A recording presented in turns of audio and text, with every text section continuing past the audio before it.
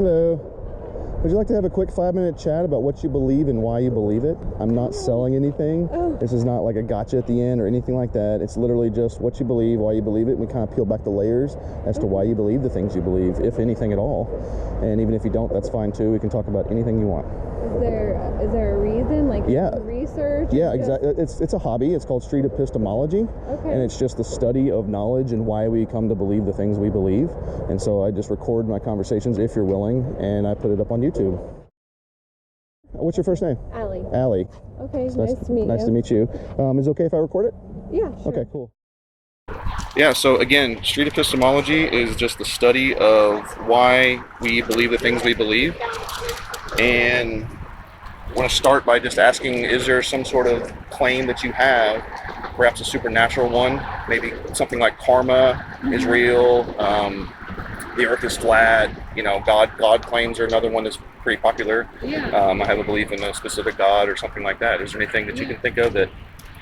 Well, I mean, I guess I claim to be a Christian. I believe in God. Okay. I believe in a higher power. Okay. I believe in karma too. Okay.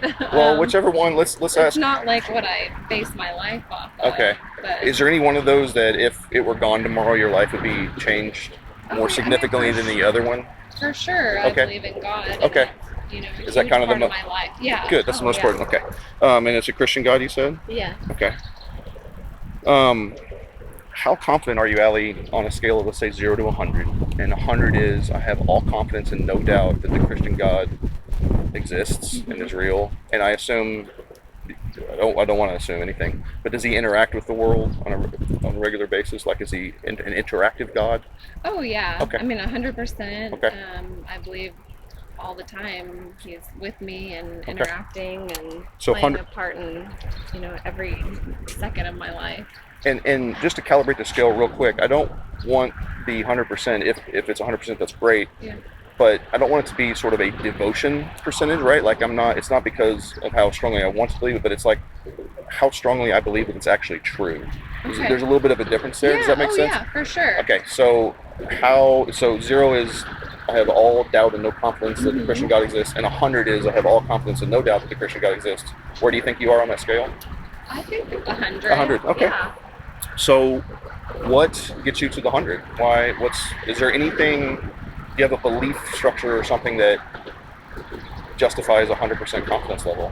Yeah, I guess life experiences and feelings that you get when you know that God is with you and protecting you Okay, that's fine. So would you say the number one reason that you believe in the Christian God to 100% confidence level is because of feelings and experiences? Yeah, and attending church and being educated on the Bible and true events that happened in our history. Okay. Let me ask you, Alli, if we rely on feelings and experiences, couldn't someone, and don't you think that other people of other religions might say the same thing? I've been at this little spot here for a while and spoken to a Hindu woman, I've spoken to, different people of different religions, different sects of Christianity. Don't you think that they too could rely on their feelings and experiences to say that their God exists? Oh, for sure. Okay. Yeah. I mean, if that's what they believe and what they feel, I guess I've always been taught to never be judgmental. I would never press my feelings or beliefs on somebody. But yeah, I mean, I get that. If it's based on feelings and experiences that we would totally respect. Oh yeah. You would totally respect what it is that they believe, but how is it, or how could it be that they are relying on their feelings and experiences to a confidence of 100%? You are as well. How does one sort of differentiate or know what the truth is? You mentioned the true events that you were taught in church. Yeah. If they are taught true events in their church or synagogue or something like that, how does one differentiate or distinguish between, I guess those it two could things? be the way, because a lot of the events that are in the Bible, other religions believe happened. I think it's just how they've interpreted the events. Okay. I guess I was raised Christian and, going to a Christian church, so that had a big impact on what I believe and how I believe it. So what I think I'm hearing is that had you been raised perhaps in a different church or in a different part of the world, you might believe something else. Yeah. So do you think that 100% level confidence is justified, given that it's kind of dependent upon where it is you were brought up or where you were raised? Yeah, I mean, if that's what I want to believe and feel, and yeah. Do you think? Sure. Okay. Do you think that there? Do you think that there is a universal truth to this? In other words, do you think it's universal that the Christian God is either real or not real, or do you think it's up to each individual to sort of determine their own truth? Well, that's a tough one. I feel like, I guess you would hope that it's universal, but again, everybody has their own. Can I do a quick thought experiment, Yeah, and maybe we can sure. help explore that a little bit?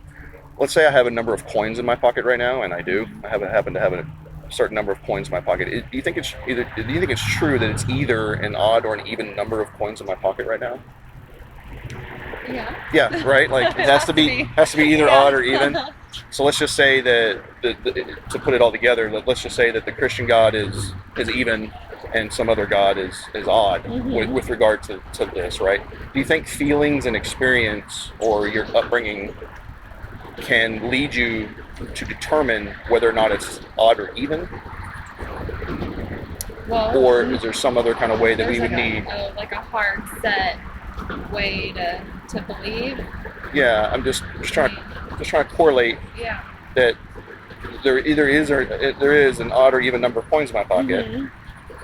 So how do we determine that? And is feelings and experience and where you were brought up a good reason to believe that there's either an odd or an even number? I guess that wouldn't be like a hard set fact way of thinking about it, because it's either even or odd. You can't have both. So if we don't, if we don't have if that's not a hard set fact way of thinking about it, do you think your level of confidence of 100% that Jesus is God is justified? If I look at it that way, but I don't feel like that's really, I don't know, it's kind of a different way of looking at it. So, I mean, my personal beliefs, I would say 100% yes, but so is it a different way of looking at it than something like coins in your pocket? Is there a difference to you? Yeah, I mean, I would, when you put it that way, yeah. I wouldn't necessarily look at it as a, even or odd type situation. Okay. So again, the correlation would be that Jesus is God or not, right? Being the odd or the even. Yeah. So again, the question is like the feelings, and which of those feelings, experience, or upbringing do you think are like the most strongest in your mind as to why you believe 100%? And then just a couple more questions and we can be done.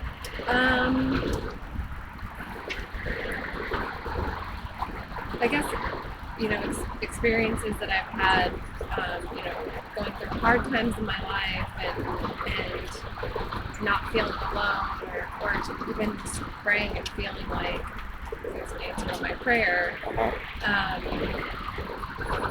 I guess would be what would help me, believe the most. Okay, the experience part of it. I'm also, I work in the healthcare profession, and I've seen many, many lives enter the world and many, many lives leave the world. And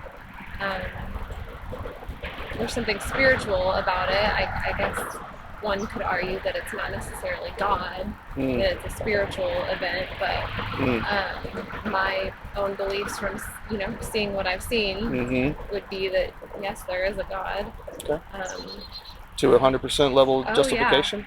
Yeah. Okay, there's no, you can't be wrong about it, there's no doubt. Well, in my mind, but that's me personally. I wouldn't, I could tell you that because that's how I feel, right? right? So our well, our feelings or our experiences that there's an even number of coins in my pocket. Like I just really, really feel, I feel like there's an even number, and it's got to be even. Is that a justified or a good reason I guess to come to those conclusions?